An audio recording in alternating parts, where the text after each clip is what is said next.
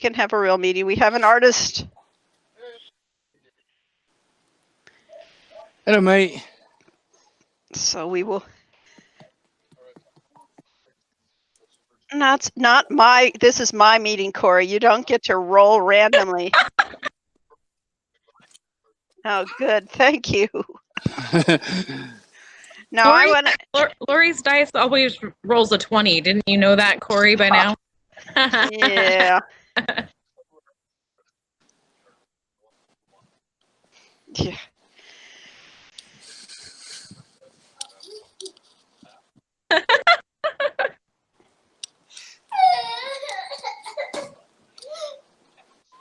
Okay, I will start out with the art group art meeting so that we can get that part done with, since that's actually the reason we have this meeting called art meeting. Once upon a time. It's still called an art meeting though. So JP, you can unmute and let's see what you've got. Because we're pretty much ticking off the scores for what you've got accomplished for this game. Oh, thank you. Yeah, I actually kind of need a moment to open some of the things up, but I'm going to do that real quick. Okay.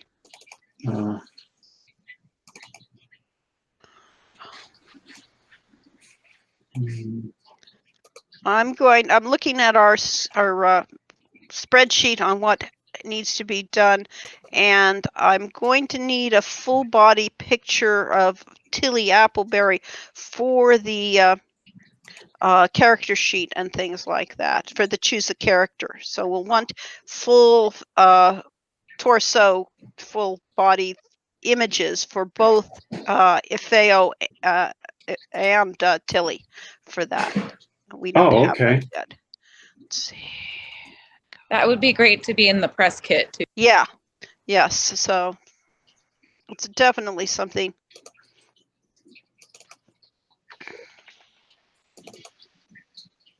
Oh boy, sorry for not being ready with this. No problem. Not a problem. Let's do the same thing here. Because insert one below.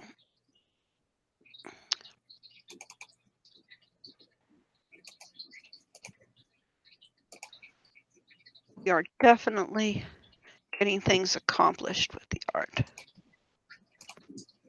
Okay, I think I've got everything loaded that's necessary. We got Al here too. Good. They have the full set. Very good. Good timing. Okay. Wait. Let's start with. Hey guys, sorry, I actually didn't get an alert. Huh. Oh well, that's not a surprise. Check the time. Sorry about that. I did. Yeah. Good.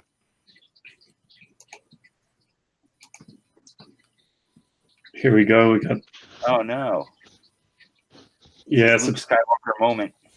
Yes. Satari doesn't have any arms here. He has a partial arm there. Okay. There we go. There we go. No, it's impossible. Yeah, so Rodrigo's said this is my document, and yeah. Here we go. Yeah, she could write these stories just by playing paper dolls. Here we go. Happy. There we go. Happy arm. All right. That looks good. Yeah. And then.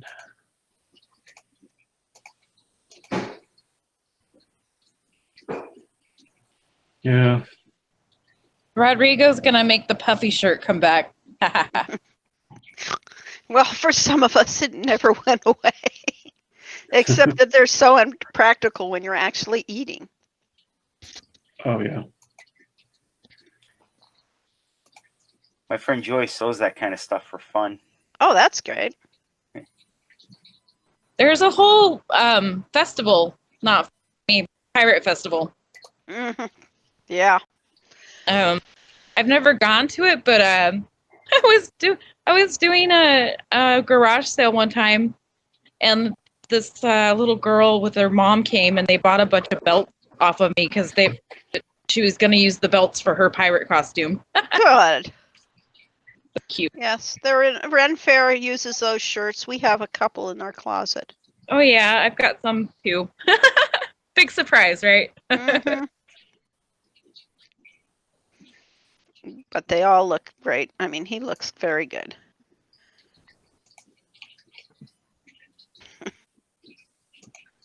He does. I love the hat. The hat's amazing. Yeah, it was a good choice. Good character design, Al. Yeah, very nice. Al. Oh, thanks. Well, hey, great adaptation. Mhm. Oh, thank you.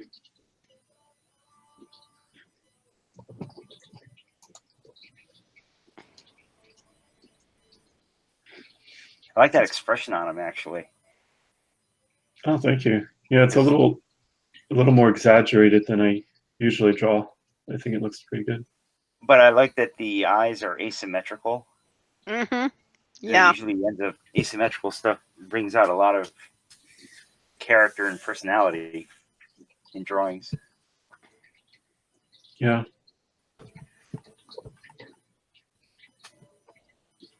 But that's pretty much it for Rodrigo. We've got Fritz and Kitty's arm positions are in Dropbox. Good. I think I did show at least the progress on those last week, but I might not. I'm not so sure.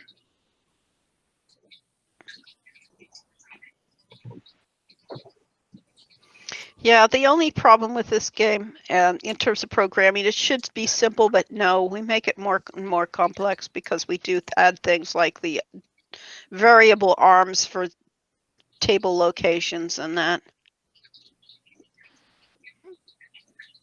There's Muella's hand. I think I might have had a PSD Muella hand edit, maybe. Oh, look at all those things on Muella. Here we go. Let's. At least you're well organized. You got to be when you do that much work. Wow, that's cool. I think here's the original hand position. Okay. Yeah. The before, her fingers were really, really long. As I said, she had piano hands. Mm-hmm.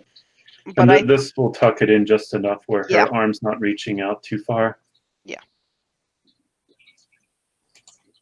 It's funny how the foreshortening almost looks wrong when it's like this. So then when you go to where everything's clicked off, it doesn't look too weird. Foreshortening is really a tricky thing. Mm-hmm. And I've been working on Tilly's dorm room. Yeah, there. that's so cute. She's got the sheep on the shelf. Yeah. Yeah, well, we have to keep it consistent with the game, with the other game. Yeah, if there's anything I regret about the other game, has to do with the walls. Like, I wish I had kind of made it more like stucco-like, or Yeah, but then you lose some of the atmosphere.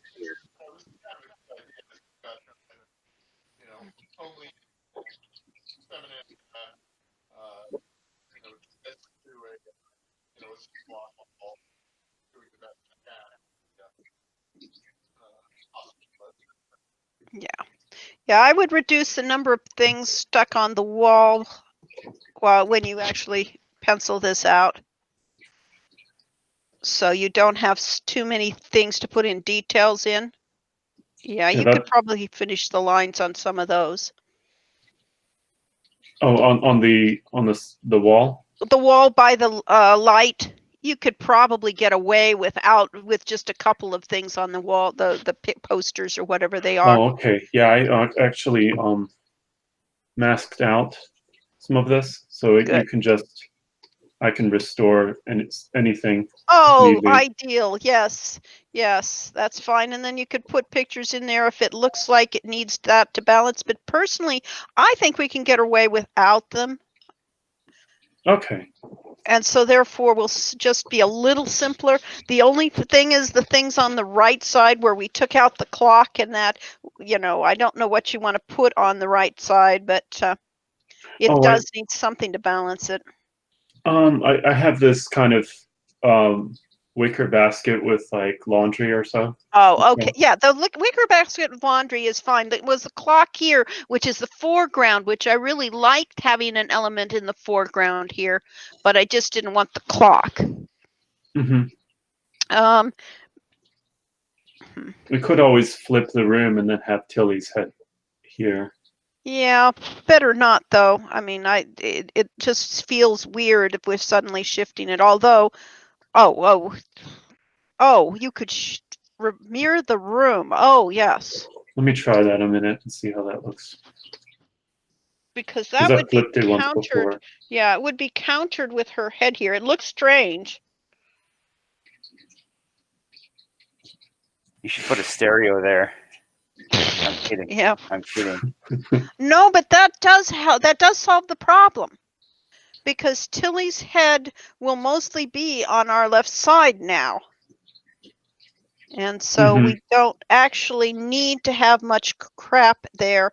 And we don't actually need the foreground element because she will provide the foreground element. Mm-hmm. So I actually like the design a little better when it's the other way around, but this works better from a balance it out standpoint. Yeah, I actually think I can see where the bedposts are a little crooked, or like the kind of like knob things. Oh, well, yeah. That's what mirroring will do. It's like, wait a second. Yeah, I mean, I try to actually make it a habit to sometimes mirror things, and a lot of professionals will actually have a hotkey to do it over and over again. I'm not sure how they set it, but I probably should do that. Mask this a minute. But yeah, that looks good. I think that's the right way to present this room. Cause I like. Go ahead. I was gonna say I like the wooden beams on the ceiling that are, I guess, gonna be. I love the rickrack and the ribbons coming down. I think that's just hilarious.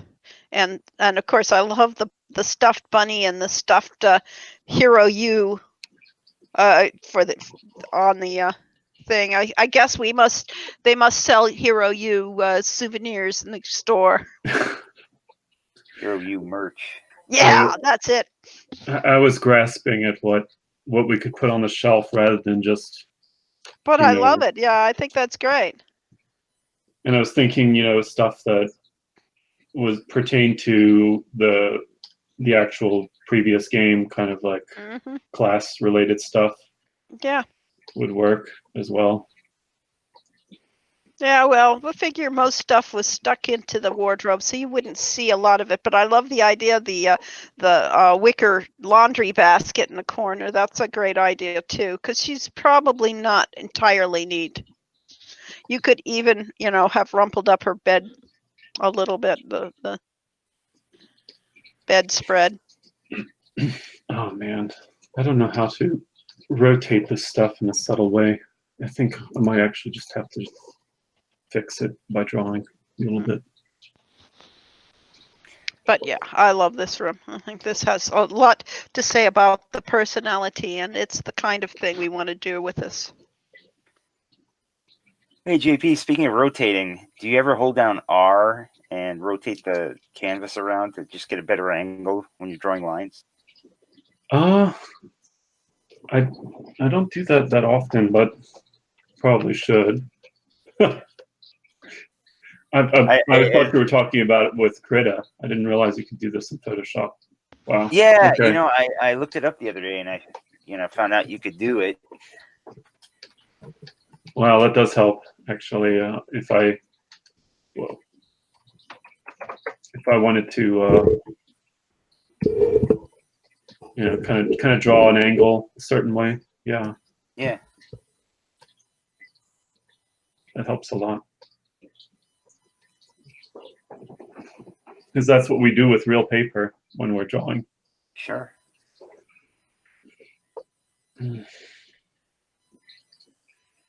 Anything jump out that needs some kind of correcting or? No, I think this is, other than simplifying where we can, and so taking out the pictures on the wall and basically the rotation, which solved the whole problem of what to do in the foreground. I think this is fine. I like being able to show what these rooms look like with the kind of like a ceiling or just the hint of a ceiling in them too. Yeah.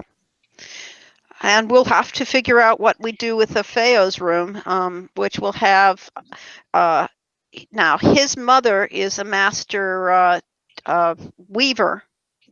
So we can go with some woven blankets or curtain type things with that room too, and give it a much more African flair to it. So where you have the pictures, for instance, on the wall here, we could easily have the masks and oddball things. Yeah, I was gonna say, you kind of, on this one, I kind of feel like you need something there, even if it's just like a Post-it note or a steampunk equivalent. Just a couple of them on the wall down by the desk.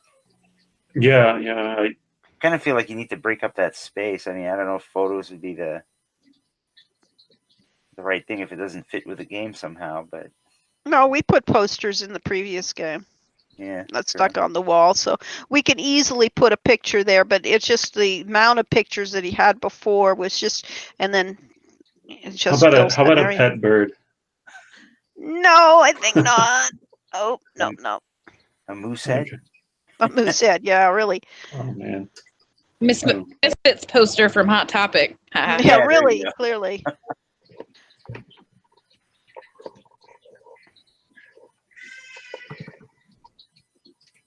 Well, maybe somebody can doodle over this. Give me some idea.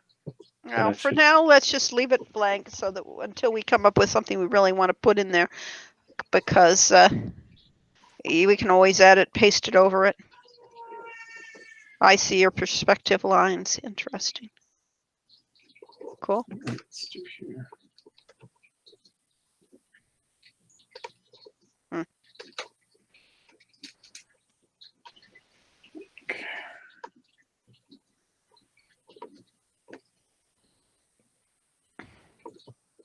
How much foreshadowing are we doing? Like in terms of having background details that kind of call ahead to the next game, or even like call back to the previous game, or Quest for Glory? Not too much. Well, because these characters are unrelated to them pretty much. But this really should look like Rogue to Redemption in style with what's in the room. So yeah, basically this room, the only thing we're adding to the room that wasn't in the previous bedrooms is the shelving unit, which clearly the wizards have, and the rogues. Well, I don't know. It's clearly something they needed, and maybe it was on the wall we didn't see. There we go. And then I like having the window. It will be night. It will be night? Oh, okay. Yeah. When you're in here. So we don't have to worry about, lighting the outside, changing the window.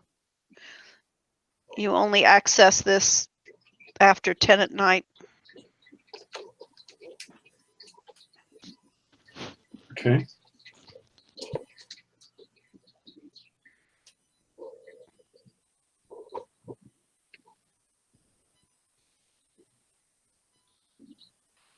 Did you do any more work on Sylvia's room? No. Okay, just wondered because you were having that wonderful stained glass window, which I really want to see when it gets colored, but that's okay. I kind of wanted to work on, this one first Yeah. because it's Tilly's game, and, This and one also does need it.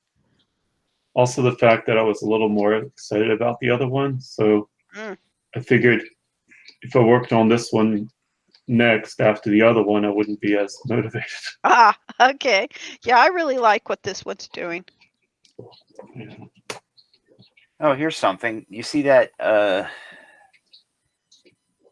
What do you even call that? The streamer, the second section of streamer that's hanging down from the Oh. left, Right here? and it's no, like over to the right a little bit from where you were pointing. Yeah, right there. Yeah. Maybe if you had that, maybe if you had the bottom overlap those lines at the top of the column in the curtain a little more. Mm-hmm. Oh, like Just kind of dip down lower here? Or... no, right where you were, that U-shaped piece. Mm-hmm. I was saying hang it down lower so it overlaps the column in the top of the curtain a little more, so it doesn't look like it's just matching up. It kind of flattens out there. Okay, right here. Okay, right Yeah. here. Yeah. Oh, yeah, the drape. Yeah. A little Yes, more I overlap agree. would be good. Yeah. Yeah, I agree. Yes. Tilly should have flowers in the room somewhere. In her little bio, it says she's gathered flowers and put them on doorsteps as Mayday gifts. Maybe there could be a little wall shelf here and just a little bouquet of flowers. Or and that like would break I don't it know. up. She grew up on a farm, so maybe she would have some.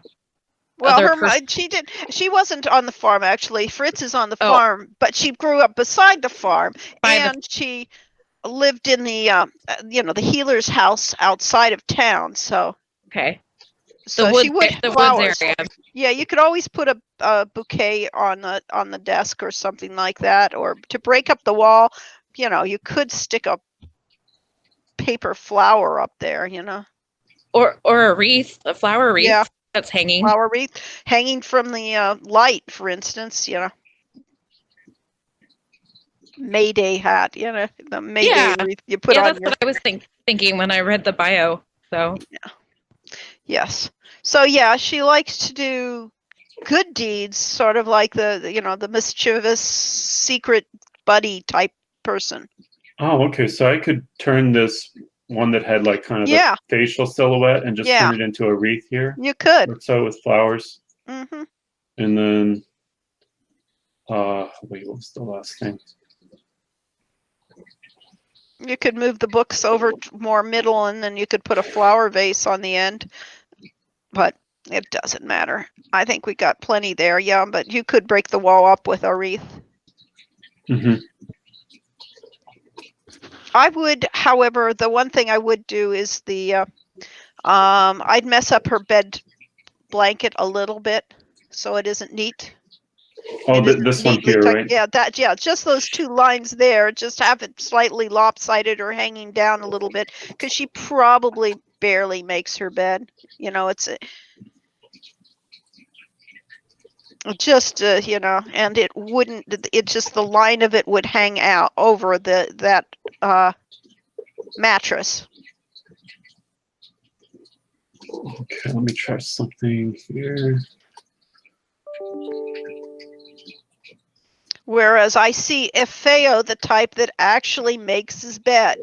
So you've got this contrast in characters, and this bedroom becomes, one of your main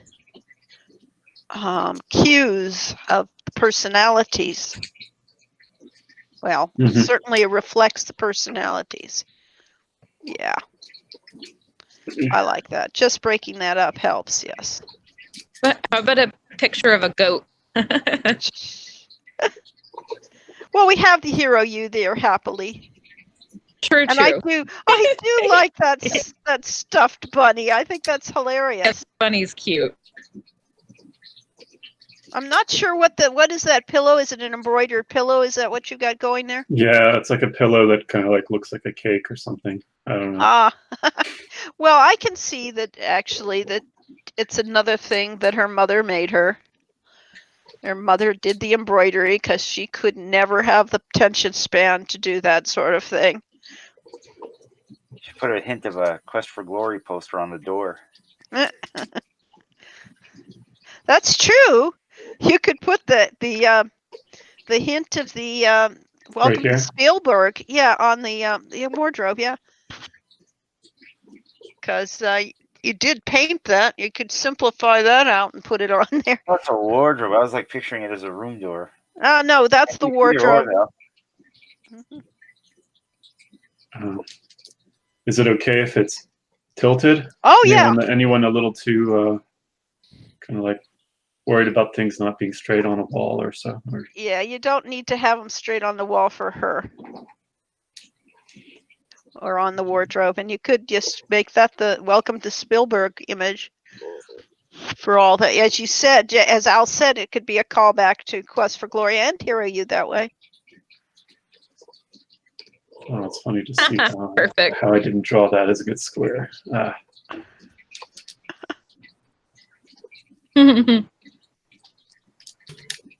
I love watching this part of the process. Yeah, it's really creative. Yes. Yeah, you're awesome, JP. Oh, thank you.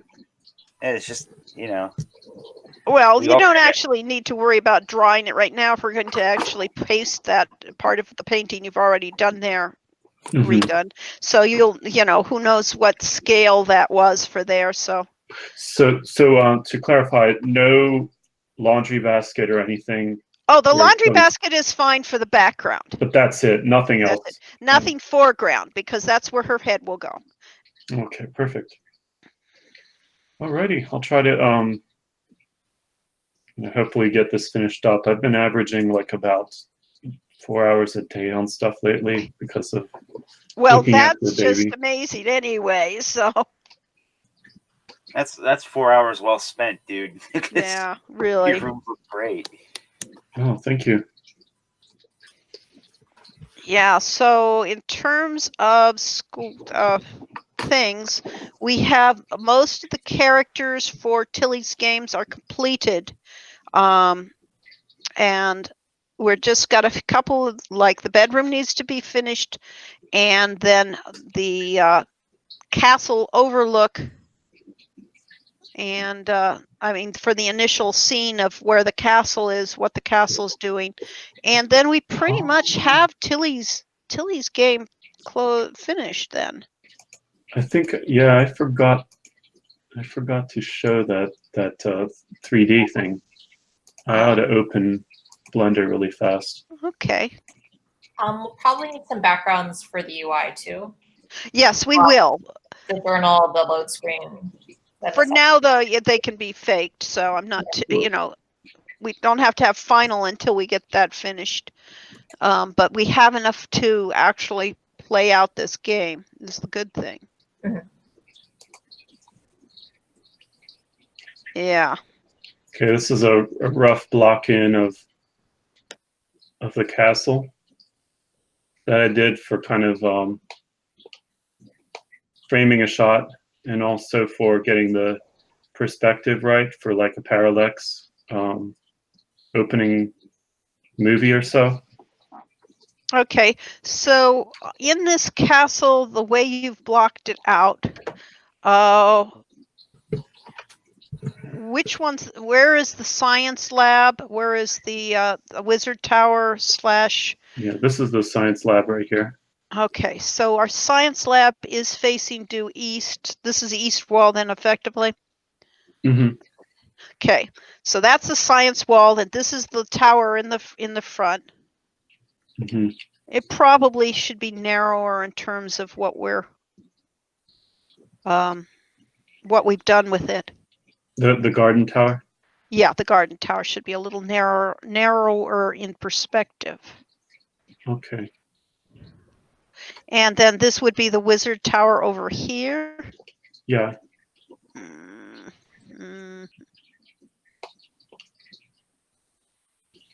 Or Okay, it could yeah, or it could be over here too. Yeah, I would have it. Yes. Now we're talking about real layout for the next game too. I think that in terms of it, it would line up on the end with the science lab, and it would be on the northwest corner of the castle. Oh, so the wizard's tower would be in a different location? It'd just be, see, if that's, we're now looking at the science tower. The wizard's tower would be parallel to it on the other side of the castle. Oh, So, right here. yeah, effectively. Okay. It's none of the. I based this kind of like on all the vignettes I had done. Uh-huh. Yeah, I and- know, but now we need to actually think about how the layout's going to be, Mhm. because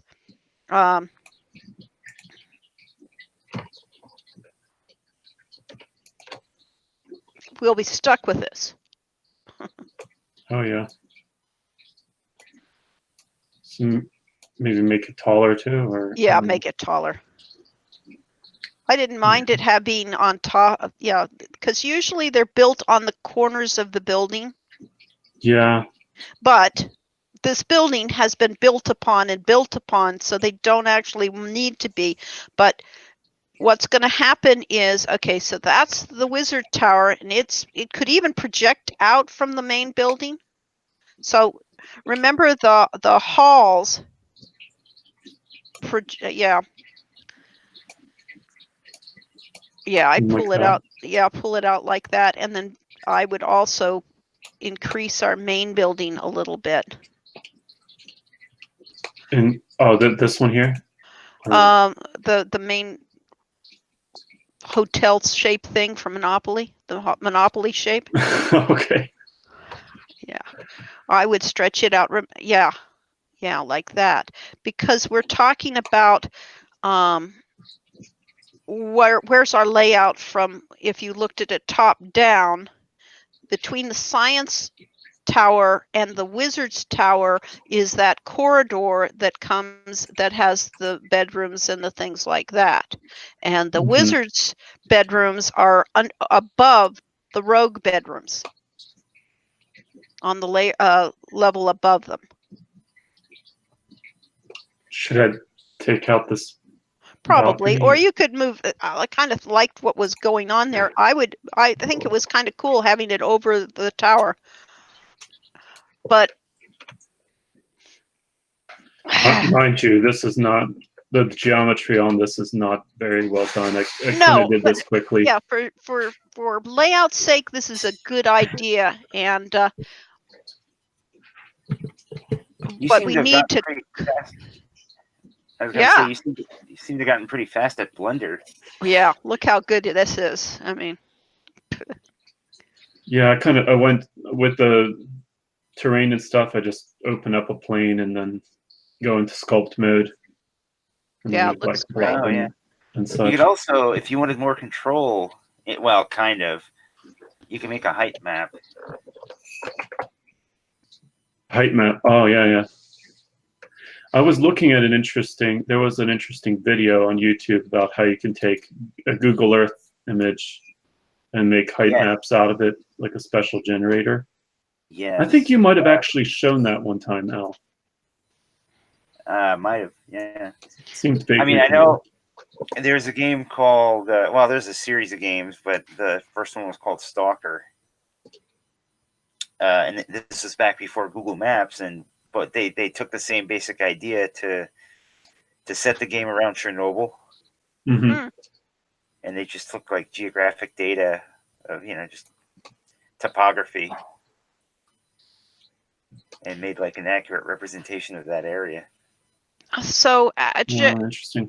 JP, the way I see this is your shape that looks like the book right now, that's projecting out from the building. I think what we need, if that becomes one of the wings, so that we have two wings parallel to each other. So that wing would be pushed back to the edge where the wizard tower is.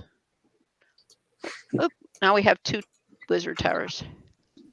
We make this one shorter, or maybe. Or it could be from the. But I would have it attached. But I would move your book to the corner, so that it's actually lined up with the corner of our hotel, so to speak. Okay. Whoa. I don't know why it's doing that. Oh, well, it's always pain. Oh, okay. Here we go. So, yeah. Nope. There we go. Okay.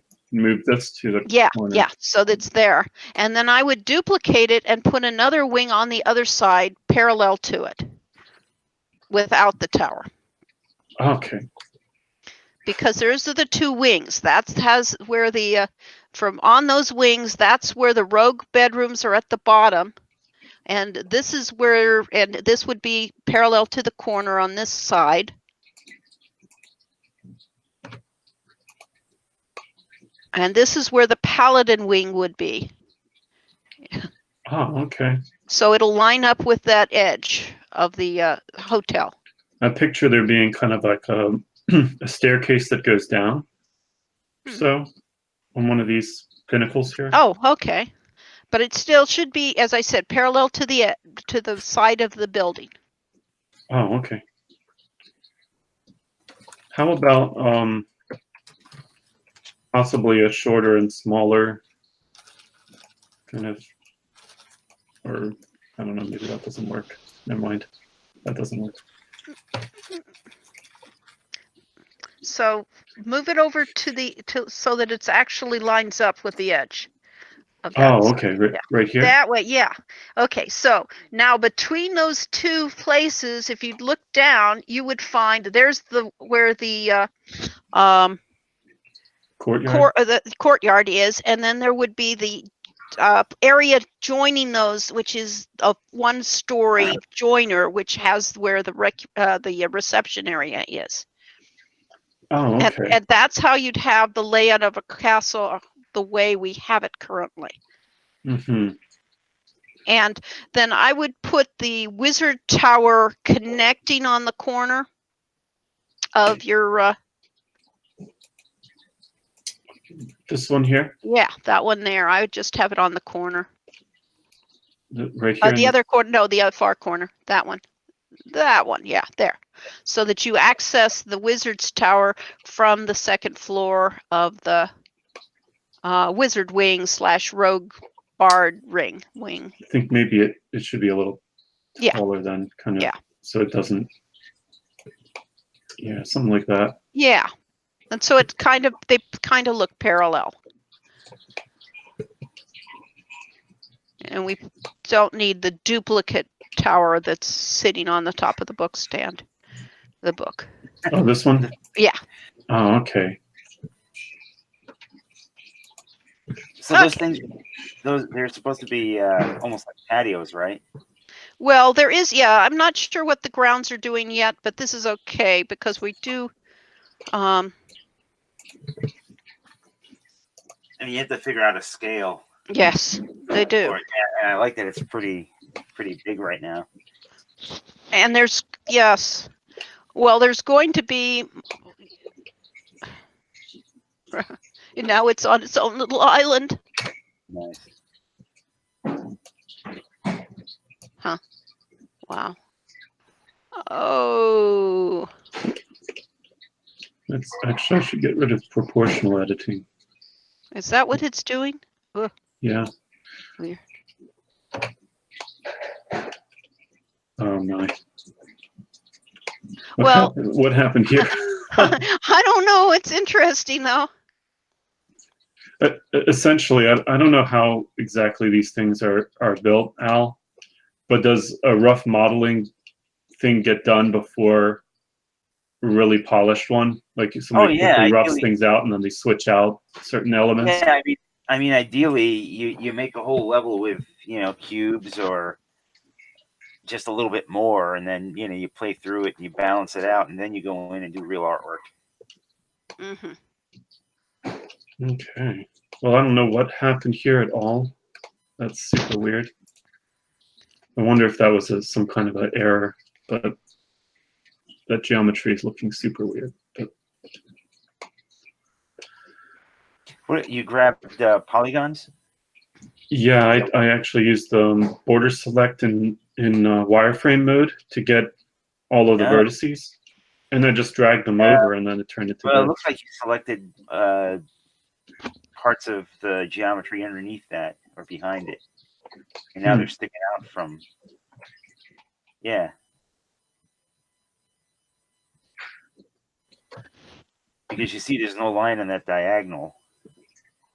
which means Yeah. it's just geometry sticking through.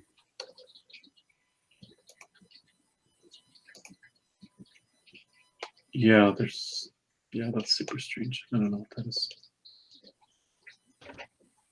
I would just undo it and Yeah, I think so.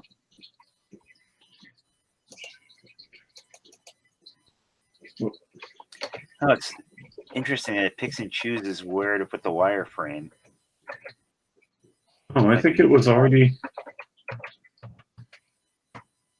Yeah, it was already like this. I'm not sure how it did that, but Oh. Hmm. Yeah, Blender's still a mystery to me.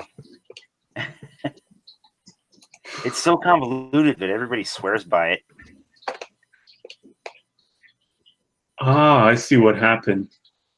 Oh man, that's bad.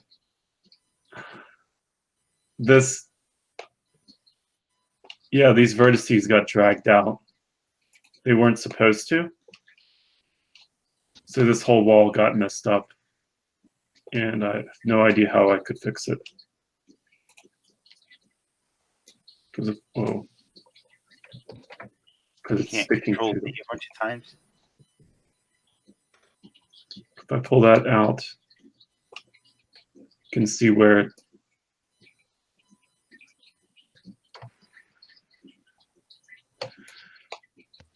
something about flattening it out. But anyway, this could actually just all be redone properly anyway. Yeah, but as a layout tool and a codification tool for what we're doing with the castle, I think it's important to actually do this. It's one way or another, and this will give you a good basis for painting, and at any rate, get some of the perspectives going with our castle shot. Mm-hmm. Most definitely. And the front gate, were you saying would the front gate be here? Because I always kind of had the impression front gate was here. Yeah, it would be. But it means that the road swings around the building and comes back to go to the town. I had seen the castle gate being in the north, but it really makes more sense to have it facing where the front of the castle faces. Mm-hmm. And it does make a certain degree of sense from a defensive point of view, is that the road to come to the castle actually goes past the fortification walls, and so that you would be able to shoot down at your enemies if we were in a situation of war. Mm-hmm. That's true.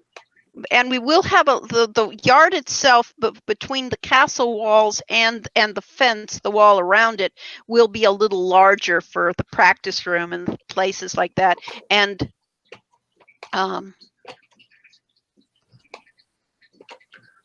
Well, I definitely had some weird stuff happen here just trying to throw this together so fast.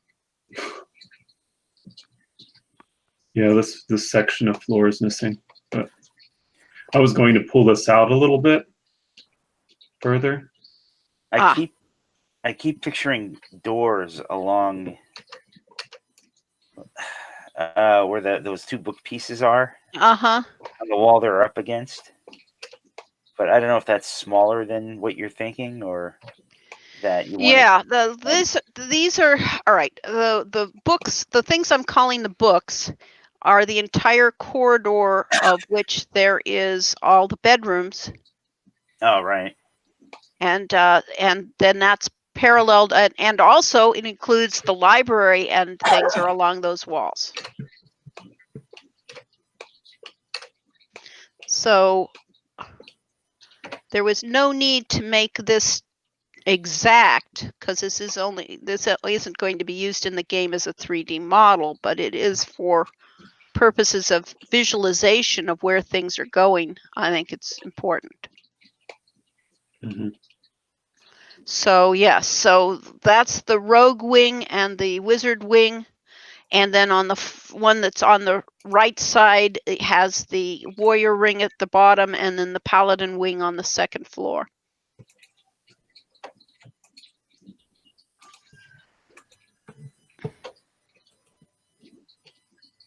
Oh my. How do I Okay. manually deselect this? Oh, we'll let you play with that, and we'll go to Al. Okay. And let Al. So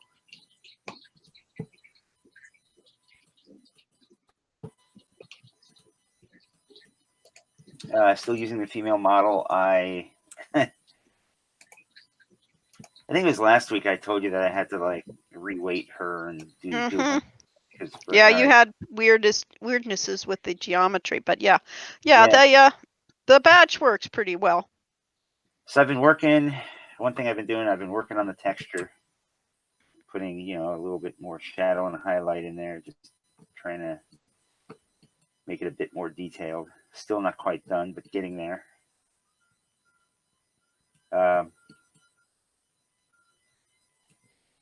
Might be wise at some point to let JP go over the final texture just to spiffy it up, like we did with the pirate captain. Because I'm not 100% a painter. Right. That's I exactly how we'll do this. We can just have final painting after we get these characters going. Yeah. Yeah, like with the hair, I don't know if we could do it, but like kind of making the strands a little more uneven or so, and like use alpha. Yeah. So if you look, all this is just a alpha map. Oh, okay. So you can do whatever you want with it, Oh, cool. And then a few weeks ago, I think it was a few weeks ago, if I'm remembering correctly, Sydney and I were chatting, and she mentioned blending animations to, generate certain effects. And so I was thinking, okay, what is something that, the main character would need that I can, do on one of these, the current student model. And I was thinking, hey, what about reaching for items? And so I started doing these 3 animations where, let's see, this is the medium reach, where she just reaches out and grabs something or presses something or, whatever. So you'd have that one, and then you would have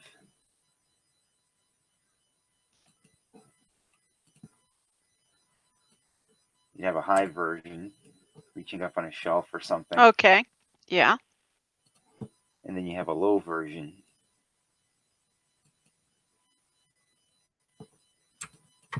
Let me. Okay. Oh, that's good.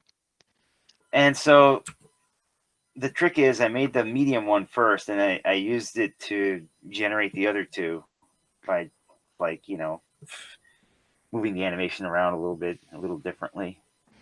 Is she So supposed to be left-handed? What's that? Is she supposed to be left-handed? I made it left-handed, just kind of on a whim. I don't know if it matters. No, that would be great.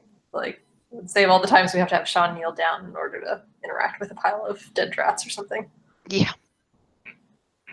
Yeah. But the thing is that the point is that the timing is all the same between the 3, and so you can actually interpolate between them if you wanted to get that detailed.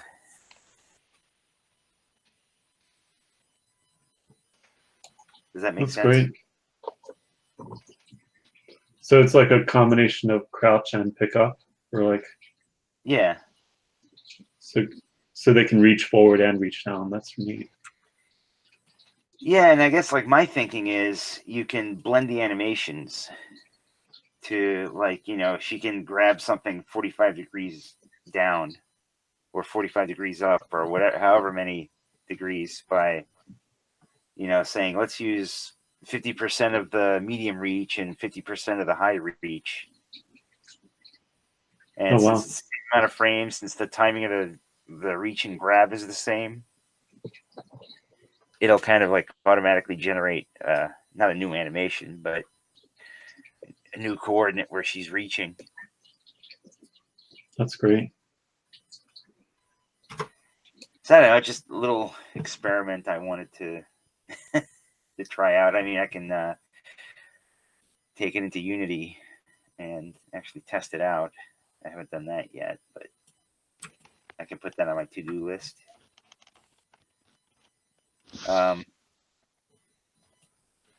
That's really about it for me. Okay. It was time consuming, but not much to show for it. Oh, No, those are really cool and will be very useful if we do another 3D game. yeah. Um, Well,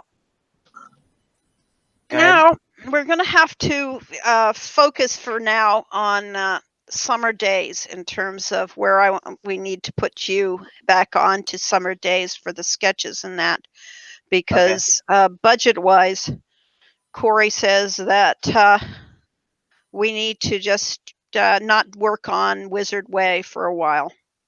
Okay. Unfortunately, until we get the next round of funding, which won't be for a while, Right. it's hard for us to support the two projects at one time. All right. Well, let me know what you need me to do then. Yeah, And I will it's- specifically give you real things. Okay. It's actually kind of good timing because I'm going away next week, Oh, okay. Yeah, that's fine. visiting my dad out in flyover country. Oh, yeah. So I'll be gone for, I don't know, almost a week, 5 or Well, 6 days, something like Have that. fun. That should Yeah. be good.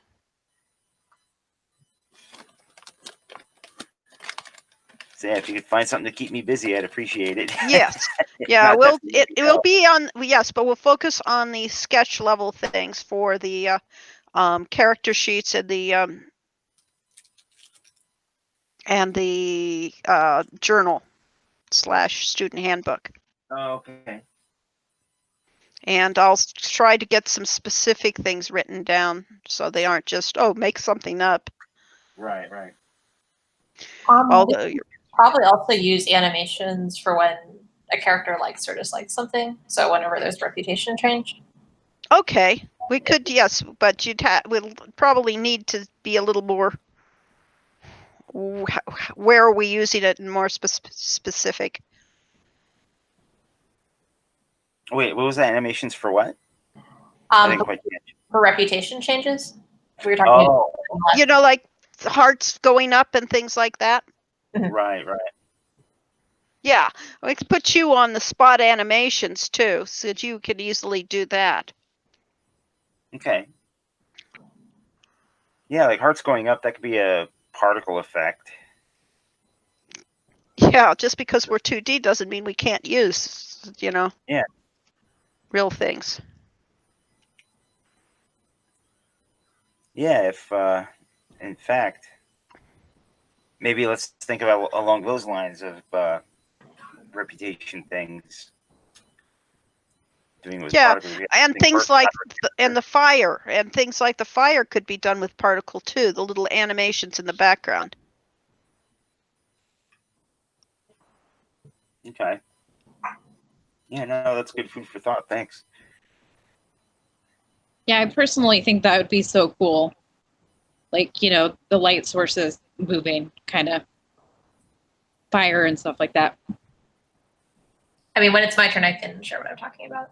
Okay, good. Yes. One thing yeah. we could do, now that I'm thinking about it, it depends on how detailed you want to get. Make like flat shaded versions of the background where it's just like, one different shades of one color, maybe with some gradients in there. Turn that into a normal map and apply it to the screen, and then apply real-time lighting to it. Apply it to the background, and then apply real-time lighting. I think it could potentially create a really cool effect, if that makes sense. So you're basically doing normal maps for a flat 2D picture image, so that when the light hits it, it kind of reacts a certain way. Oh, that's interesting. We could try that. Yeah. I mean, I saw some game where they did that. It was like a 2D platform game or something. I'll find a link.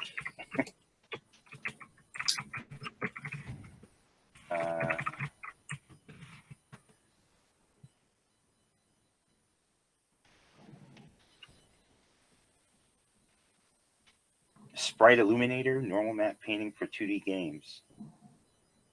So there's a tool called Sprite Illuminator.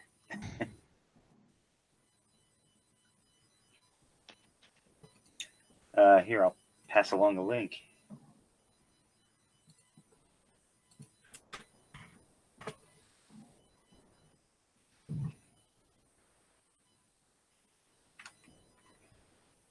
I'll take a look at it. Yeah. Great. So why don't we shift over to Sydney, who has... So the main thing I've accomplished is the ink processor is now generating all the scripts I'm using in these demos. Great. So the new library script is in. So I think we talked about it. He looks a little small. Is this actually the right size for Fritz? No, well, nothing is set in firm, so I think he needs to be about twice that, 50% larger. Yeah, it's a little. The thing is, his expression changes are a bit subtle. Not this one, but. Mm-hmm. And yeah, he needs to be larger. So this is the first option, I think. Mm-hmm. Demonstrated. JP, do we have a background that fills in all the blanks back there? The final version of the library? Yeah, that has all... I do, but the desk in my version is not that small. Ah. Yeah, it's I made all of those characters to where the head will actually kind of come up over the balcony, but for perspective, it should be just fine. I can pull up that background and show. Well, as long as we got it, that was... Dropbox. Yeah, it's in Dropbox. That was the key. Okay. And the chair won't be there when he is there, because I see the chair there. But yes, he should be bigger. Separate layer. Mm-hmm.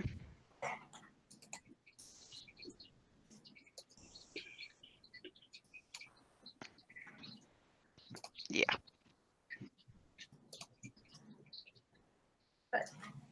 Hey, there's new dialogue. These are honestly probably gonna have to be laid out per character. So. Honestly, and I was afraid of that. There's a lot of nitpicky details like that on a per character, per room basis. But yeah, so I'm sure that we'll need it in a different place when we put Kitty in that position too. So yeah. Yeah, Lori, if you can write just a sample dining hall script so I see what level of complexity. Okay. For more than 2 characters, that would help. Yeah. That's later in the game. We'll start out with just one character. We'll make it, but the most complicated is the 3.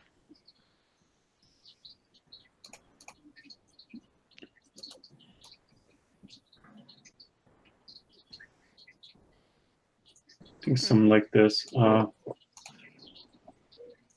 You can see the desk is basically still pretty big, but it's lower in the frame. Mm-hmm. And I'll save these out at their exact size and scale. Yeah, that's good. Because then she's got something to match out to look at.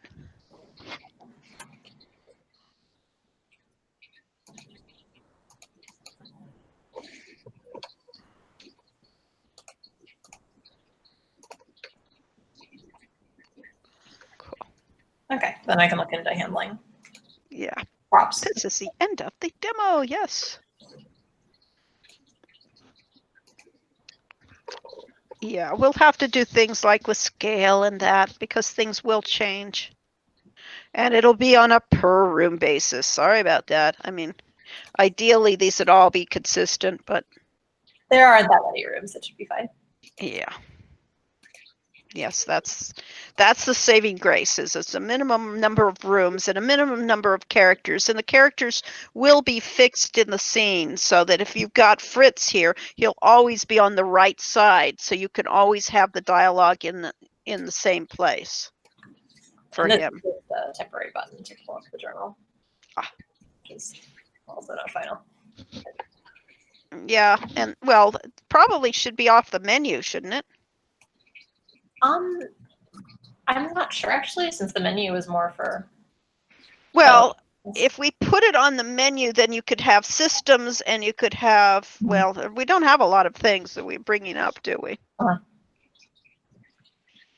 But I still think it probably needs to be off the menu and just have a 2-level menu, if nothing else. Mhm. The journal itself, the handbook itself is going to be a little more complicated because it will be, which section do you want to go to? Because this will become multiple pages. Mhm. And it should have your character sheet in it too. Mhm. So we'll need like the tabs that we had in the previous game. Mhm.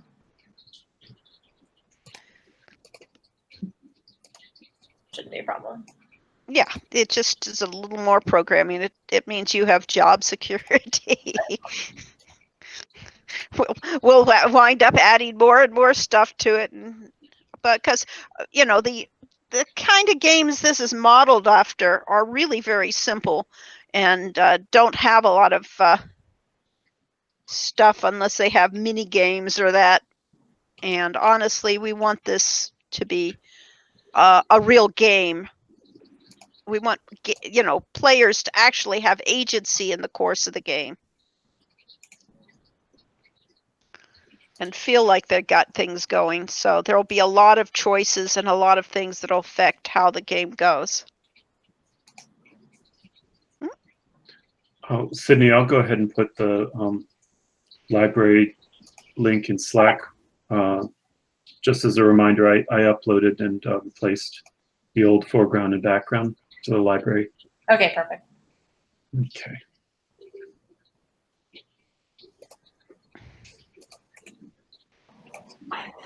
And I'm currently working on the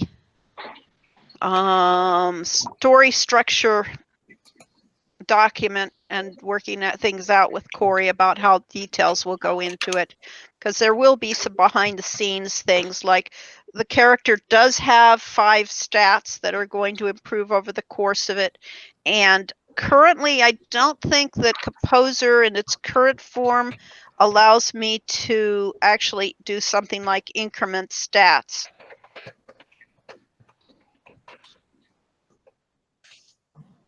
Isn't it just add skill or something? Forget if it Is add skill there? I didn't see it the last time. could be something for that. Yeah, it's there. I mean, it was there before. I just didn't notice it. I'll make sure I look for add stats or add skill, but it might have been. Class scripts. Pardon? Could be the same logic as some of the rogue class scripts. Yeah.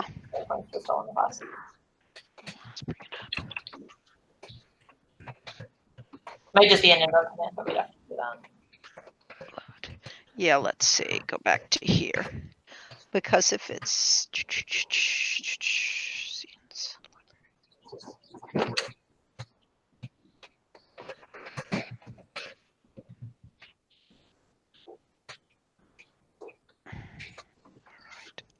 yes, I could do things like add reputation was still there. Let's see.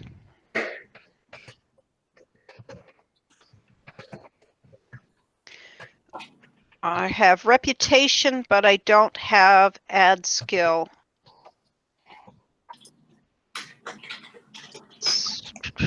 So we need to make sure. Well, wait, if you figure out the way it's supposed to be, let me know. Yeah, I'll look it up. Good. Because it's best to put it back in there so that it's easy to just have that happen. The real questions I had when I was doing some of these rooms is how we're setting up. Corey was suggesting that we do have a controller somewhere, probably in Unity that's keeping track of the progression of days Mhm. and what event of the day we're in? That's just all in the script. It's just, which script would that be in? That's just all in the generated ink script. Okay, it's in ink. Okay, fine. Yeah, it isn't something the composer handles. That's what I was verifying. And right now we're going, when you access a room, the room will determine, it will call the characters for the time of day that you're in. And then it will call the script that the thing is in.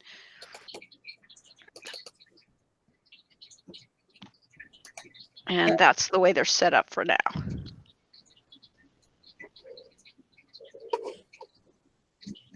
Yep. So I'm using the design document for the Okay. rooms that are available. Each day and next one.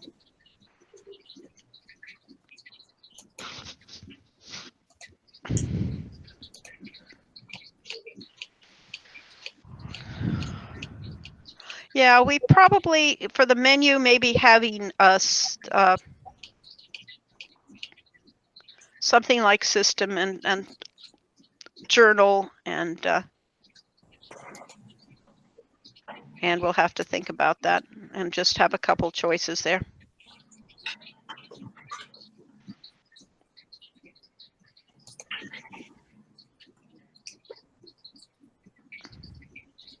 So is there anything else you'd like to talk about? Oh, did you want to show off those particle effect places? Nothing's been added yet so far. Okay. But we'll probably need something for recreation adjustments.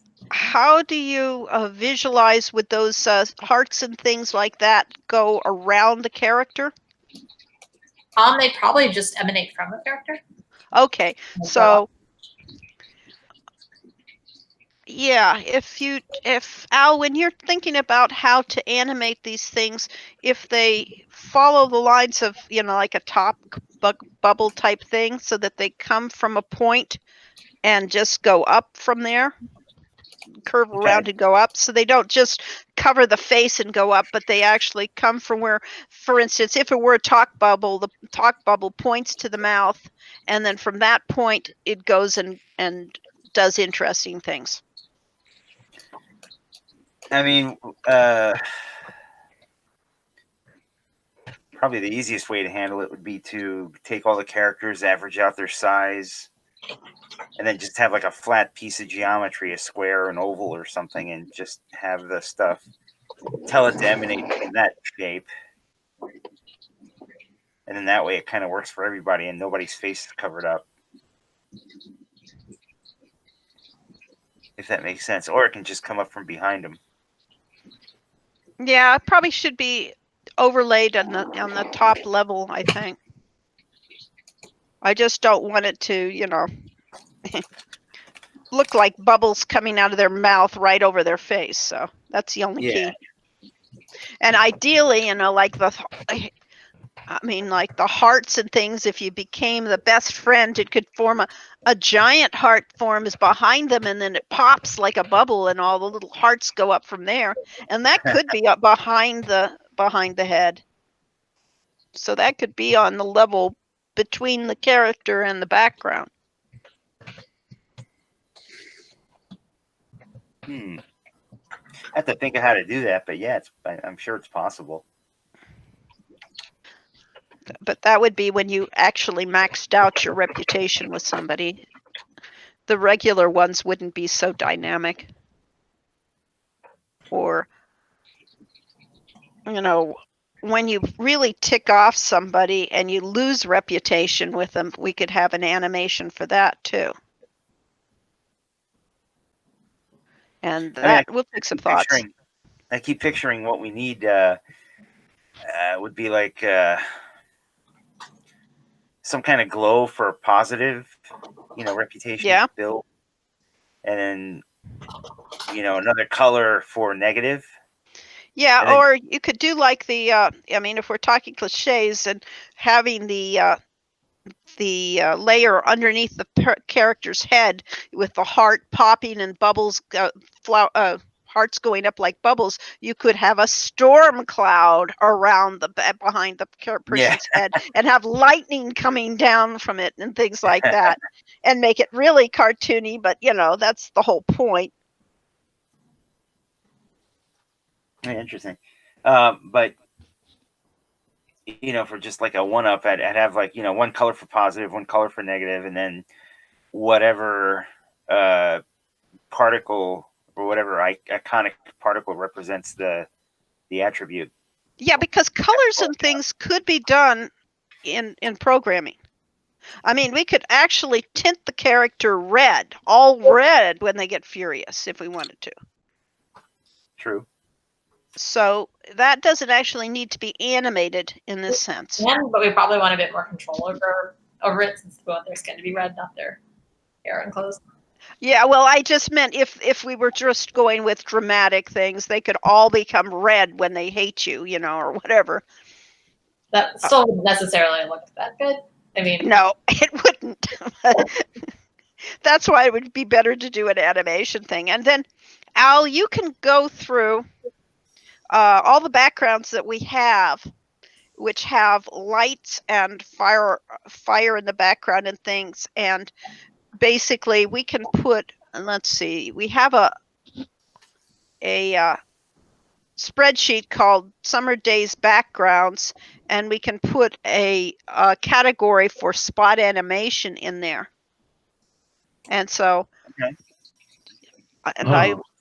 here's an idea. Rather than having them just stay red, they flash red. Yeah. When they're angry or something like that.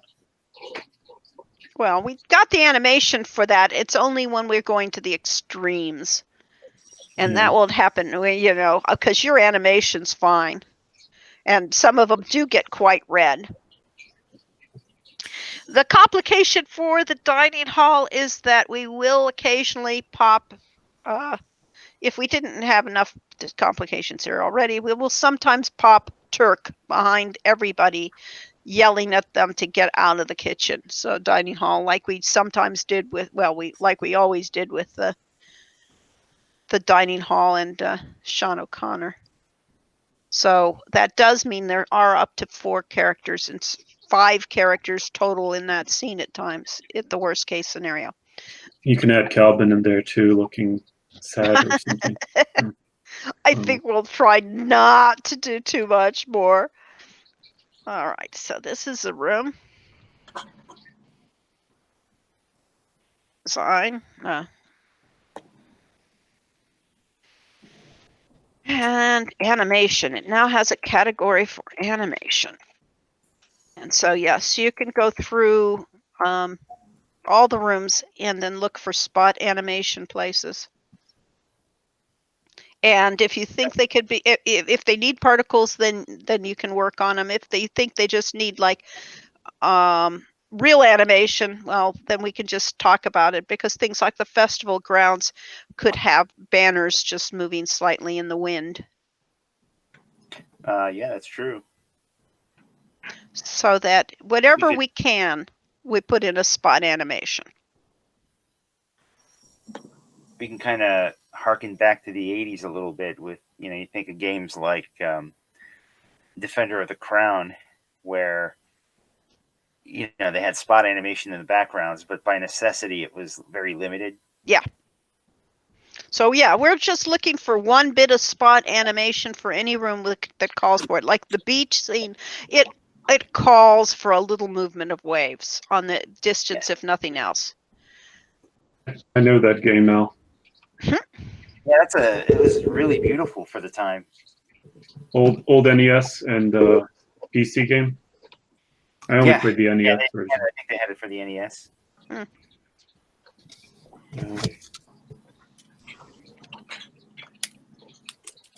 Okay. Well, thank you, Sydney. And we'll go to Paul. Hello. Hi. How's it going? Going lovely. It's been really, really cool watching everyone's art. Everything looks amazing. And can you hear me all right too? I've got Spider-Man on from your son, but it's Oh, we pretty can't. low. Yeah, we can't hear that. All We're right, good. fine. You're coming clear. All right. So yeah, where have I been at? So I've been on the less glamorous side of things. In other words, less to show as far as new whips, but I've been nonetheless hard at work as far as really going through from that Google Doc, which thank you for adding Okay.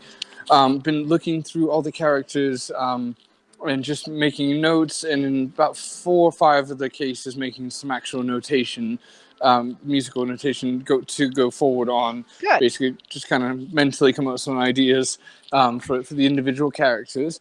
And then I was thinking, oh, not thinking, I wanted to ask you, I've got 2 kind of really, really rough drafts, more just basic ideas that I hit record on, so I'd remember what I'd done. For the, what should we call it? Like the anthem, the poem, for the Hero You poem for the beginning of the game. Mm-hmm. Does poem work? Is that correct? Yeah, it's as good as any.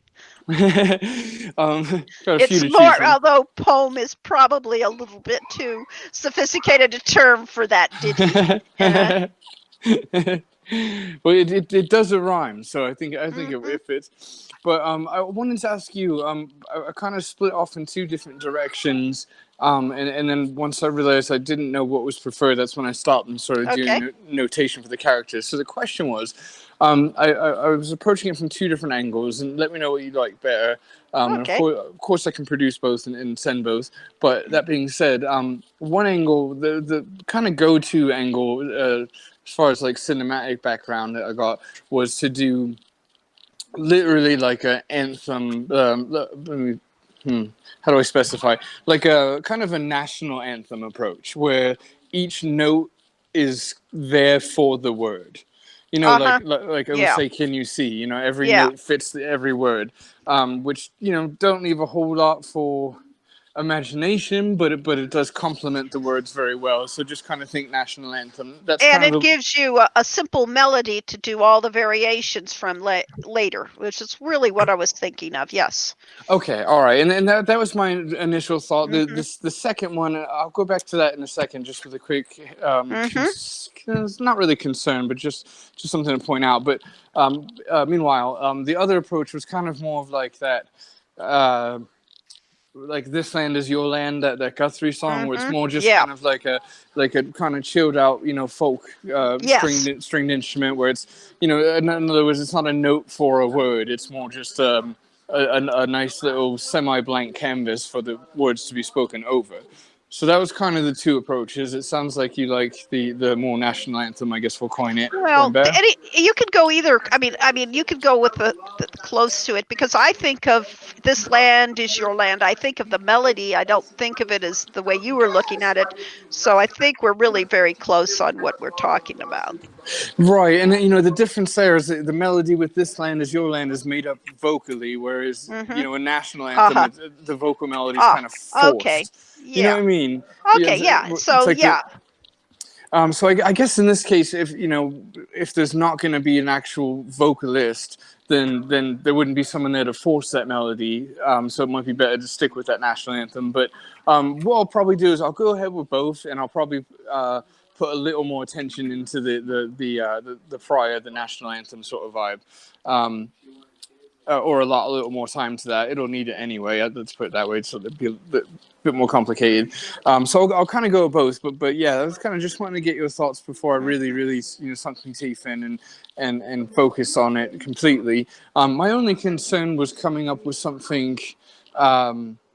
Dealing with the national anthem thing, and it's nothing I can't make work, let's say. But my only concern was that it would turn out a little less memorable on the music side, just because when you have to make a note for the word, sometimes it's hard to come up with that hummability. Just because it can get lost when, and not to say that oh say can you see is obviously everyone knows that, even I do. But it's there's a lot of want to say it's busy because it does work. It is subtle. It's not chaotic, but there's so many notes because there's so many words. Uh-huh. Even in a short poem, it's kind of hard to. There's no like main riff. In other words, it's Okay. basically just a melody that fits the words. So basically, that was my only concern. But as I'm hearing myself say it out loud, I kind of wish I just didn't even say it. Because at the end of the day, as long as it complements the poem, then it should Right. be, the poem should kind of tie it all together and make it hummable. Like Yes. It has to be recognizable as a melody because we won't actually have somebody singing it.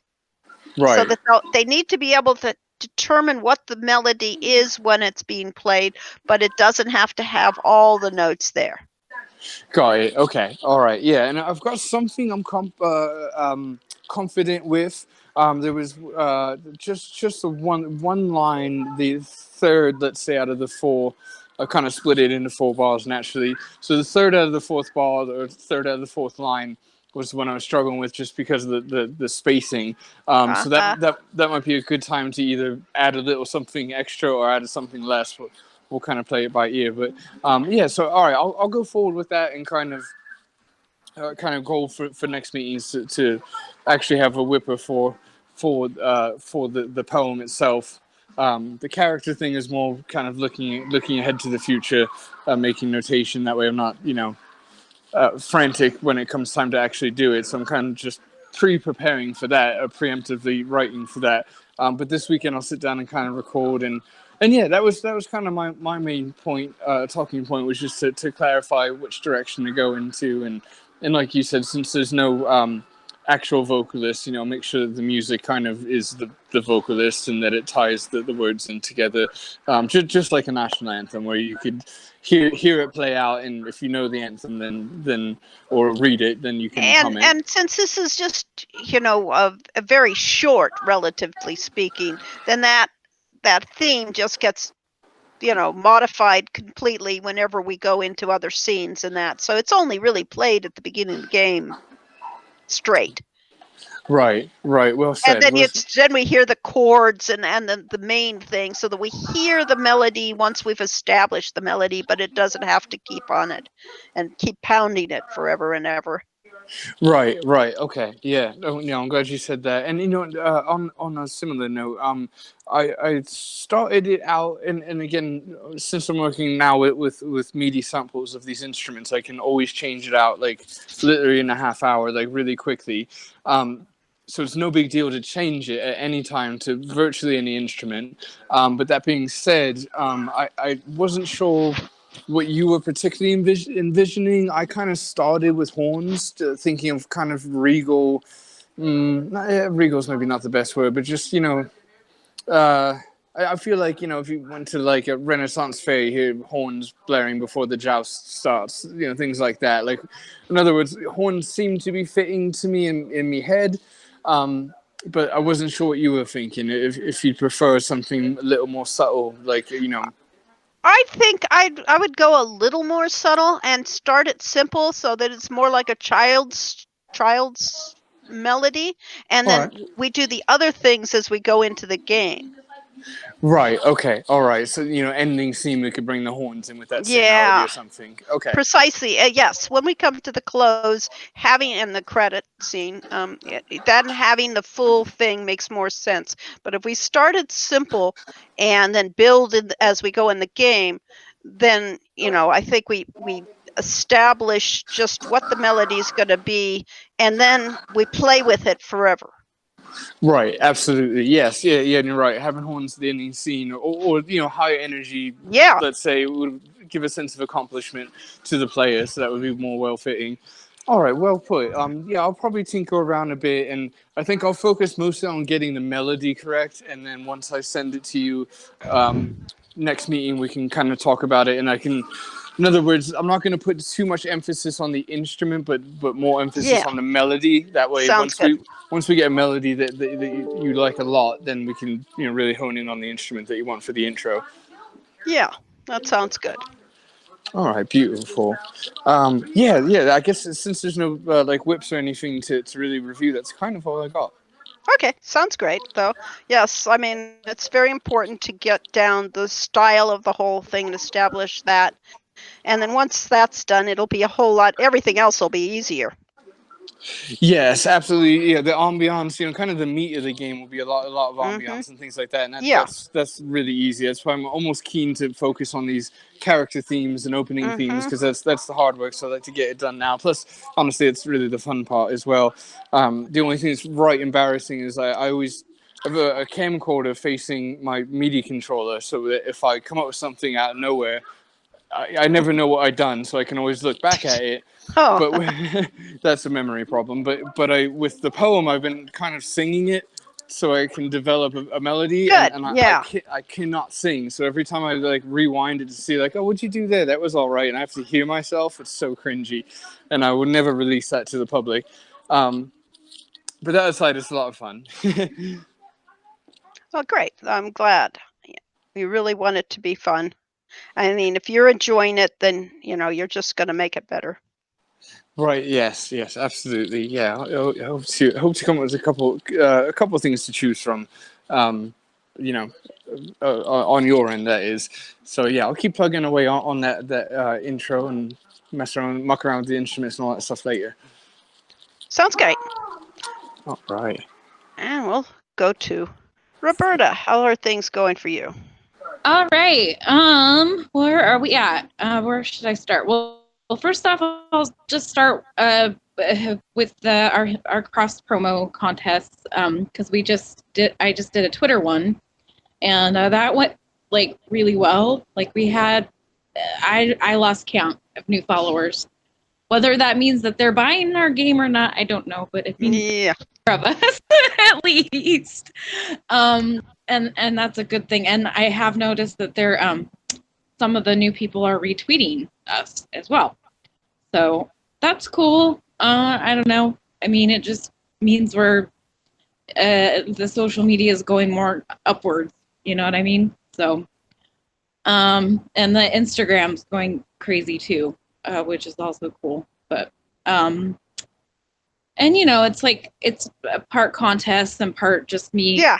How well how many people participated in the last contest? Well, I did the raffle and it was like 50 people. That's good. Yeah. And a lot of them I was like, I don't know who this person is. So Perfect. yeah, it's new people or just people that, might have been fans but didn't know we're on Twitter. I don't know. But we are getting good retweets for most of the posts, whether it's fan art that I'm sharing or just whatever. So I don't know. It's positive. And then, of course, we have started our advertising for the next stream. And, of course, everyone's all buzzed and excited for that. You're the first thing that you posted, though. They were like, oh, is it a remaster? Is it a new game? Is it a new Quest for Glory 3? No, guys, no. But anyway, I just kind of thought that was funny. But anyway. Yeah, and then, it gets people talking is important, yes. It does, yes. So that was good. And then, of course, the new banner that the gracious Steve Coop made for us is cool, and I know he'll also do a really fun background animation for us again. So yeah, great. No, are we are we gonna keep doing it on YouTube, or are we going to look into doing it on well, we're debating that. The problem with Twitch is that people don't have necessarily Twitch. Yeah, that was my thought too. That was exactly my thought. I was like, well, there's some people, there's a lot of people that have it, but I'm almost 100% positive more people have, So, yes, the devil YouTube may not be the best place for it, but it works. Yeah. And people all have access to that who are going to be watching the show anyway. Yeah. and they kind of already are like, oh, well, that's where we go for it, you Yeah. know? Yes. Yeah, that was my thought too. So anyway, Yep. So yeah, Twitch might be better, but it's not necessarily better for us. yeah, I that was exactly my thought. So, all right, cool. Well, anyway, let's see, where else are we at? So there's like 2 Mary Sue contacts that I have that I'm going back and forth with. One, this guy Dan Van Winkle, Uh-huh. cool last name. So he'll be doing just kind of like a review, and also leading into, he was very interested in the fact that we were doing another game already. So kind of teaser a little bit for Oh, the cool. game on top of a review. I don't think he's actually going to play the game. Oh, well, he has in Anyway. the past, so I mean, he has played some games. He's actually Yeah. pretty good about that. But We've got a good press kit. It's fine. mhm. Uh-huh. But he's going to talk about the, why it's the why it's Sean and not Shauna, and then some of the strong female characters in the game, and I've gone back and forth with him enough. And then this other person, her name is Kayla, is very interested in doing something with Sydney. That is great. So, yeah. So anyway, I showed her I basically showed her the postmortem is what I did. So, and that's probably, where we're going to go from there, and then just have her talk directly to Sydney for like a Q&A or just whatever. So, and I was kind of, pitching a little bit of what the Q&A should be, but she got a good sense of the postmortem and was, hey, Ivan, stop, and was very impressed with that. So that's really cool. We're going to get two things from the Mary Sue. Sounds great. And then let's go back to other postmortems, since that ended up working out with Mary Sue. We're gonna get a little write-up from Wire. I posted just in the Game of Sutures blog. That's just like, I don't know how many people are gonna see it, to be honest with you. And then, so I've got contact with Game Informer, Wired, and Game Industry. And so it looks like all 3 of those were interested in doing something. I also reached out to PC Gamer and PC World, Electronic Gaming Monthly, Retro Gamer, and GameIndustry.biz, and we'll see if they get back to me or not. But at least we're going to get a couple of articles off. Great. Which is cool. I've got other European press that people have recommended to me whenever we're ready to go forward with Fireflower games and our translations. I know that that's something that's going to come up later, but I'll add it into the little press list that I'm working on, which is not little, by the way, and I'm not done with it because it has been a really huge task organizing it. So I'm really that I keep saying that it'll be done, but I promise it will be done at some point. And I did cross-reference, which has been really, really great that they gave that to us, was Himalaya. Super sweet of them. But that's been great because then I've got several contacts from the same press, right? So anyway, and now I'm out there and people know me because I'm insistent and email them all. So, but hey, that's what I'm supposed to be doing. So, and then Paul has promised me his bio, and I have a write-up, a pitch for our music articles.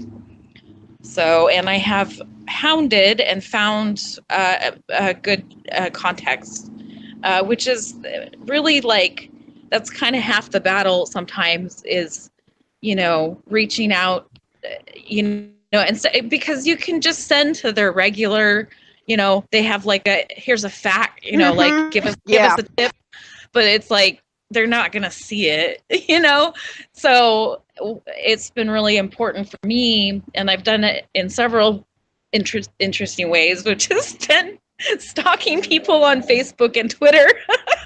Good. But hey, it's gotten me contacts, so Yeah, as long as that is what it's all about, getting the people, yeah, exactly. reaching real people. Yes, exactly. That's exactly it. So, man, the Mary Sue people are so cool. By the way, okay, I'll be quiet about that, but they're just awesome. Really cool people. And since like half our team is badass women, right? So, what else do I want to talk about? I really, we need to start. So I've reached out again to the contact that I've got for PAX, and that's really gonna be, soon. Like they just finished PAX East, right? So it's gonna be really important this month at some point that stuff gets more concrete and organized. So, and that's some work for me, because not just for the booth, but for the panel. So, and I have a lot of questions that have not been answered yet. So hopefully this dude is like, we just got done, we're doing wrap up for PAX East. So it'll probably be more like the end of the month that he'll get back to me. But, and then I have the old application that they used last year for the booth space. So I guess maybe we can look that over, so at least we know what we need to do to apply for it, if that makes sense. Yeah. Or at least maybe even get something written up ahead of time. So so that it's just done as soon as they have the application up for the booth. So, and I still have lots of questions, because I don't know, like things like like how many badges they're giving us, and like, all the things, all petty those little details things that really make a difference. Yeah, you should see my charts. Unfortunately, they're amateurs, and Yeah, well, this guy seems really nice. Like, at least he gets back to me too. yeah. So, I mean, but the thing is like, I have real specific questions that I really know. Because we gotta, plan, budget, hell, like all that. So anyway, although we're putting you guys up on a bed and breakfast, so. That sounds great. Yeah. Yeah, but there are so many other things that need to be done. Yeah. Lots and lots. But it'll be a pain. Fortunately, we have a lot of volunteer help. Good. So, thanks to the Classic Gamers Guild. And the other thing in publicity, what I want to do fairly soon is when JP actually gets us a painting of the castle itself again. A brighter painting. I want to go with that on the website and go to a brighter theme for Hero U. Yeah, sounds so great. We'll be changing the pictures and probably the color scheme, not the layout necessarily. But great. Yes. Fantastic. Yeah, and just in the Dropbox for the press kit, like whatever you want for choose what you want to for that. Okay. And then what else was I gonna say?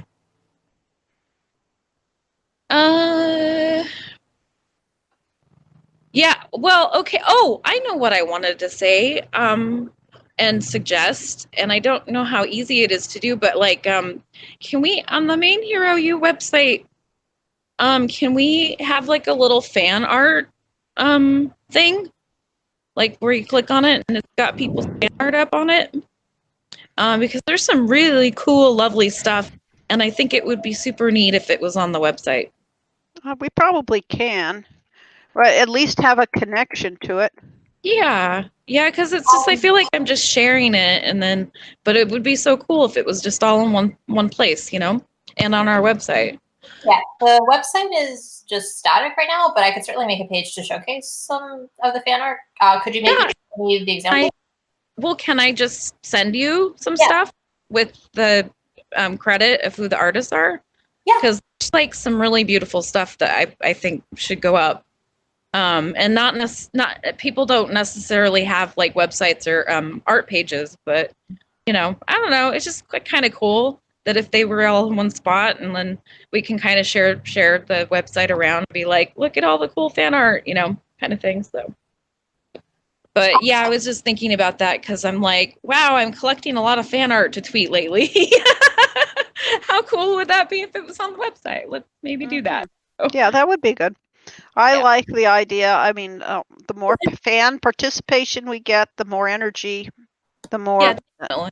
Well, and there's just some really beautiful, like this guy Wayne Adams. I don't know if you've seen his art. Is They're that like the pencil sketch guy? Yeah, Yeah, they are awesome. Aren't they He's beautiful? got a great style that's very original.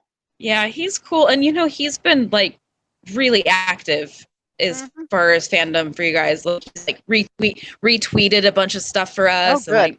and Yeah, so it makes perfect sense to try to promote him and show off his work. Sure, yeah, sure. Or Julia has done definitely all of her figures, and et cetera, et cetera. Josh, and yeah. Anyway, I forget. So yes, if you will send some of them to Sydney, she can certainly put something together. Again, it'll be static. So, but yeah, that's fine. Yeah, cool. If we could do maybe a page with a slideshow. Yeah. Sydney, and just slide through them. I was thinking something more like the screenshots page, but okay, yeah, that works too. Yeah, it's much simpler. But I would, if it is just the screenshots, we could have a slideshow of some of them at the top, because that's a fairly easy program to create if you can't just find an add-on for it.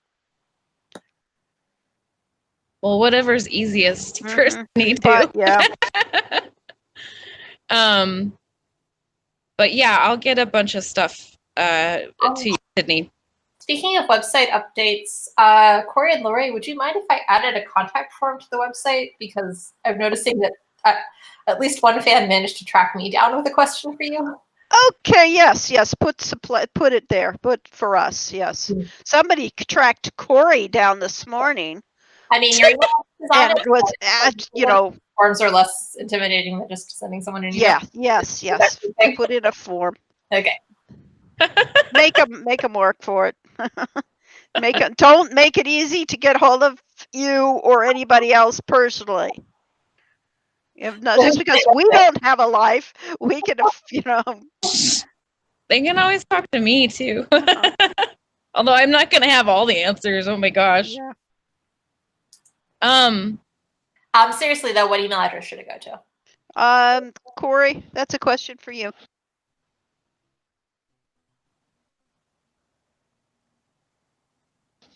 I mean, something like hello@herou.com is hello@herou.com. Mentioned forward somewhere. Okay, is that currently you? Yeah. Okay. This should be just this is just a contact form, so. Yeah, it's a contact form, so.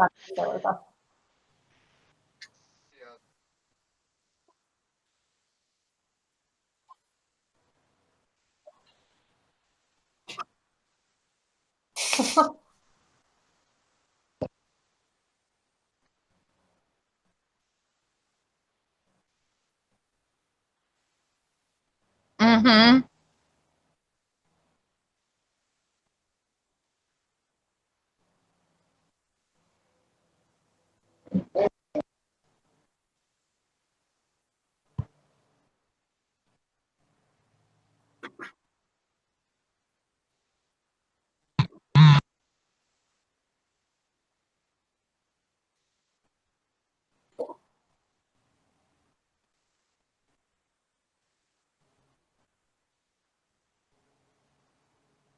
Yep.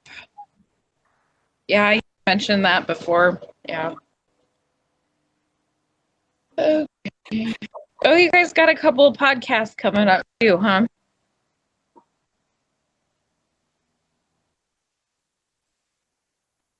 Good, good, good. Okay.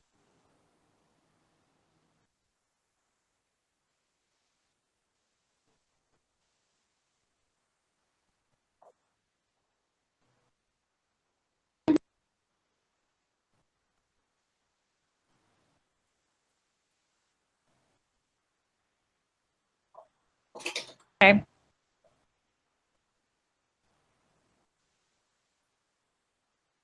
Mm-hmm.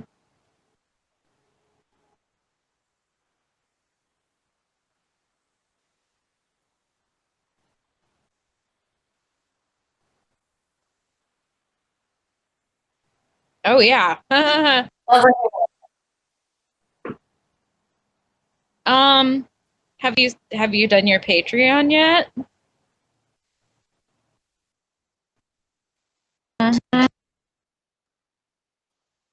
Get that done before the prices go up. Also, itch.io.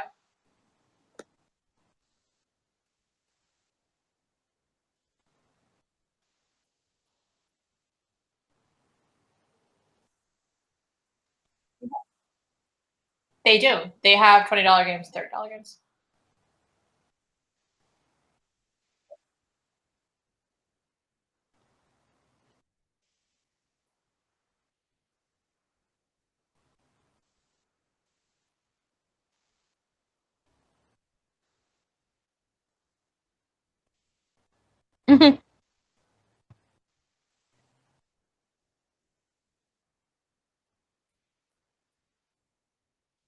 Well, I'm set with contacts when we're ready for all that. So, yeah.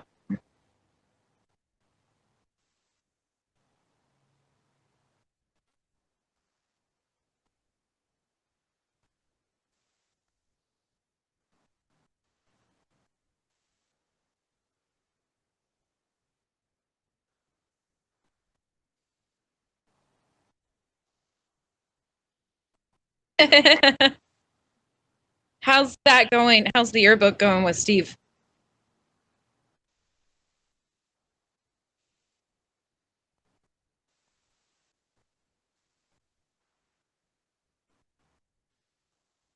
Oh, I did need to get back to that. Yes, I got distracted.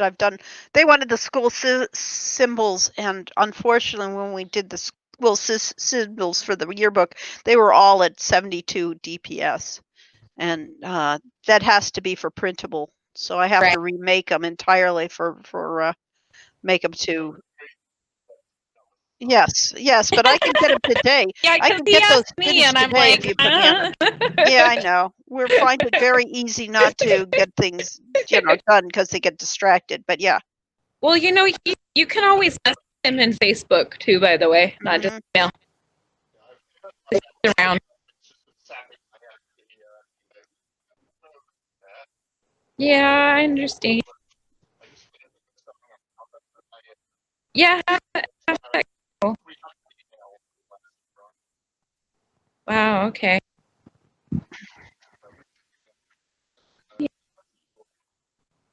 They do. By the way, Paul had to go early. Okay, no But problem. he says bye. Okay, that's perfect.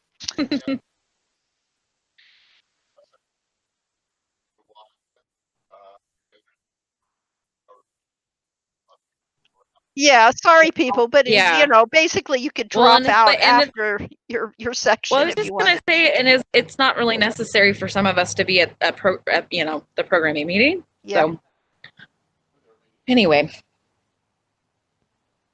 well, that's it for me. Okay. Sounds great. Thanks, great everybody. Yeah, Team Coles. Yeah. Stay And Okay. blessed, thanks a everyone. lot. Have a good day, guys. Yeah. Thanks. You too, Take care. Yeah. everyone. Have Bye-bye. fun. Bye bye.